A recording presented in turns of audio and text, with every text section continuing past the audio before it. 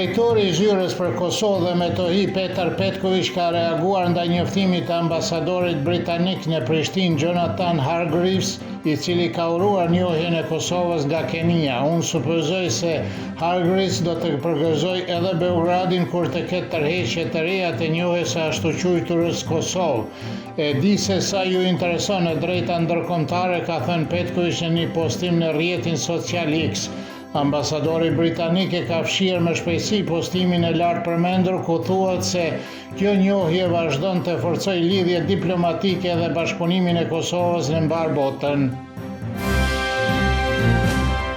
Presidentja Kosovës Vjosa Osmani theksoi se Forca e Sigurisë së Kosovës nuk është vetëm një forcë armatosur, por një betim i përjetshëm i përkushtimit për siguri dhe paqe.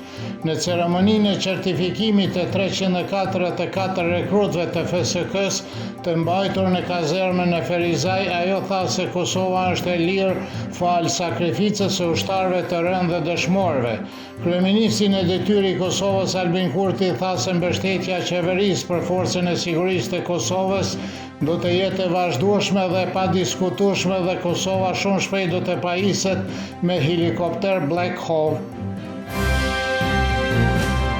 Qëndrimet e kryeministrit dhe presidentes së Kosovës nuk kanë ndikim në kërkesat e Bashkisë Ndërkombëtare për dërgimin e draft statutit të asociacionit për vlerësim në gjykatën kushtetuese. Ajo gjykatë është i vetmi institucion që mund të vlerësojë nëse një statut është në përputhje me kushtetutën apo jo, dhe gjithçka tjetër është thjesht politik që synon të fitojë vota populiste, thot analisti politik Artan Muhaxhiri. Ai kështu ka komentuar deklaratën e Vjosa Osmanit se nuk beson se draft statuti evropian i asociacionit të komunave serbe mund të kalojë testin e gjykatës kushtetuese. Politikologu Aleksandr Shluka thot se nuk beson se Bashkimi Evropian do të rishikojë propozimin e tij për draft statutin e asociacionit për shkak të vërejtjeve të Vjosa Osmanit, pasi do të humbiste besueshmërinë. Në atë rast edhe Serbia do të kishte kërkesat për ndryshim dhe nuk do të shihnim zgjidhje për një kohë të gjatë, thatë Shluka. Milan Igrutinović nga Instituti për Studime Europiane thot se pozita e presidentit të Kosovës ndoshta ka një peshë në Bruksel, por se ai do të habitej shumë nëse përfaqësuesit e Bashkimit Evropian do të rishikonin draftin e statutit të asociacionit. Sipas rezultateve përfundimtare të zgjedhjeve të 9 shkurtit të shpallura dje, vetëvendosje ka fituar 42.30% të votave, me pas janë Partia Demokratike e Kosovës me 20.90%, Lidhja Demokratike e Kosovës me 18.27%, koalicioni rreth Aleancës për Ardhmërinë e Kosovës dhe Nisma me 7.06% dhe Lista Serbe me 4.26%. Në mandatin e ardhshëm parlamentar vetëvendosja do të ketë 48 ulse, PDK-ja 24, LDK-ja 20, koalicioni AAK Nisma 8 ulse, ndërsa Lista Serbe 9 nga 10 ulse sa i takojnë komunitetit serb.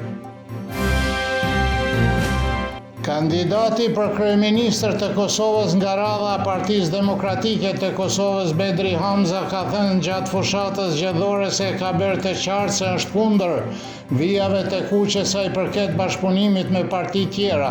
Hamza ka përsëritur se personalisht nuk ka pengesa me asnjë parti politike apo politikan dhe është i gatshëm të bisedojë me të gjithë. Jemi në negociata me Lidhjen Demokratike të Kosovës, por edhe me subjekte tjera, ka konfirmuar Hamza. Duke komentuar vendimin e kryeministrit Albin Kurti për të mos u dorëhequr Eugen Cakolli nga Instituti Demokratik i Kosovës, thot se Kurti ka shkelur ligjin me këtë vendim, si sqaron ai. Kurti është i referuar në Nenit 29 të ligjit për qeverinë, por sipas Nenit 26 të gjithë të zgjedhurit për deputet duhet të japin dorëheqje. Profesori i drejtësisë Mazlum Baraliu konsideron se vendimi i anëtarëve të qeverisë nuk është në kundërligjshëm, sepse ata do të kryejnë detyrën në kapacitetin teknik deri në zgjedhjen e qeverisë së re. Nuk ka konflikt interesi sepse nuk do të marrin pagat e dy fishta, përfundoi Baraliu. Ish ministri Pa Lekaj beson se biseda e Albin Kurtit me humoristët rus është një dështim i madh diplomatik i cili mund të ketë pasoja të rënda për Kosovën, sepse Kosova duket jo serioze në sytë e partnerëve ndërkombëtar.